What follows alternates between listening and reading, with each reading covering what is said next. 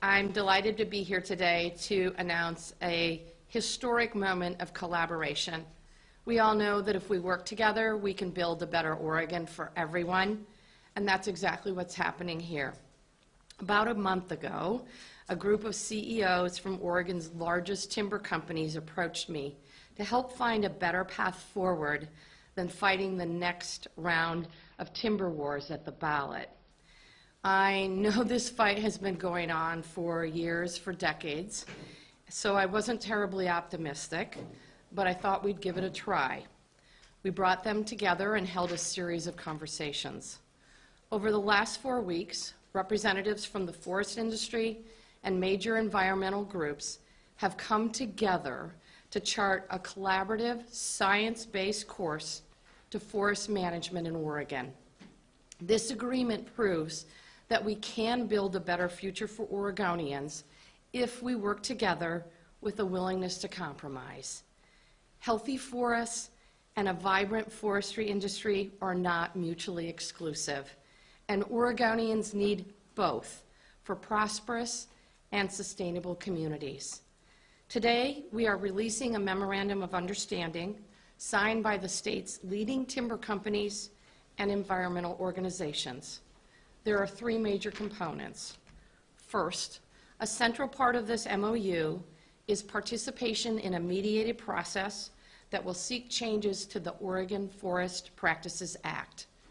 The end goal is to create a statewide habitat conservation plan on all private timberland in the state so that we can protect our threatened and endangered species and provide certainty for the industry. A second feature of the MOU is agreement on immediate legislation for the 2020 short session related to pesticide notification and buffers for streams in southern Oregon. The legislation will significantly expand protected spray buffers around drinking water, homes, schools, and forest streams. It also requires that real-time notification is provided to neighbors who request it when aerial spraying is likely to occur. In addition, the legislation will extend greater protections on streams that support salmon, steelhead, and bull trout in the Rogue-Siskiyou region in southern Oregon. Third, and finally, and perhaps most importantly, both sides have agreed to walk away from forestry-related initiative petitions and related litigation after the passage of legislation this session. This agreement is a genuine show of good faith from everyone involved in this issue. It ensures that all key voices will be heard in the process, including our vital small woodland owners and Oregon's federally recognized tribes. All sides have agreed this process of improving the Oregon Forest Practices Act will be informed by science and driven by science. This shouldn't be controversial, but sometimes it is. In closing, I was in Washington, D.C. yesterday.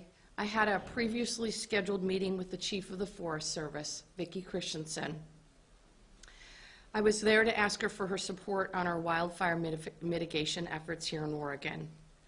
We were sitting in her office, and she showed me the pen that Teddy Roosevelt used to sign the legislation that created the U.S. Forest Service.